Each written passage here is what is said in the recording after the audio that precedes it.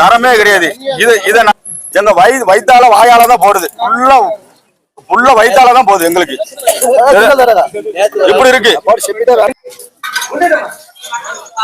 நாங்க சம்பளம் கூட்டி கேட்டா எங்களுக்கு சோத்தை கொடுக்காங்க. நாங்க சோத்துக்கு அடிமைன்ட்டு இவங்க நினைச்சிட்டாங்க. துப்புரவு தொழிலாளி தெரியல. இங்க பாருங்க, இந்த சாப்பாடு இப்படி இருக்கு. இங்க பாருங்க, இப்படி இருக்கு சாப்பாடு. முதல் நாள் பொங்கல் போட்டாங்க சார். அப்ப சாப்பிட்டதுல இருந்து வாயால வயிற்றாலும் போயிட்டு இருந்துச்சு. ஒரு வாரம் லீவ் போட்டு வீட்டுல நடந்திருக்கேன். இது அன்னைக்கே நான் சொல்லிட்டேன் சார், சாப்பாடு எதுவுமே சரியில்லை, சாப்பாடு வேண்டாம் அப்படின்னு நான் சொன்னேன்.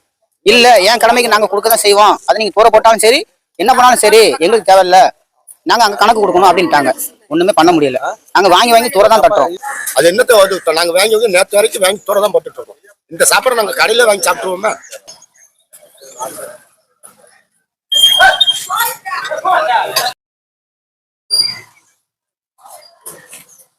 மூணு நாளா இந்த சாப்பாடு தான் கொடுக்காங்க.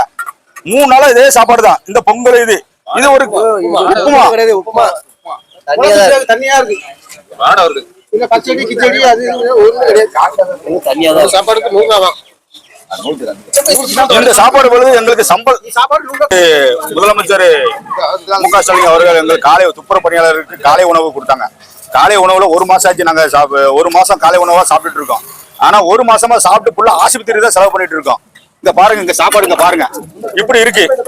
இது காலை சாப்பாடு இப்படி இருக்கு. சாப்பாடு இப்படி இருக்கு. இந்த சாப்பாடை போட்டு எங்களை வந்து கொல்ல பாக்காங்க இந்த மு.க. ஸ்டாலின் அவங்க. நாங்க சாப்பாடுக்கு வரல, எங்களுக்கு சம்பளம் கூட்டி கொடுங்கன்னு வரோம். 540 ரூபா சம்பளம் எங்களுக்கு கொடுக்காங்க.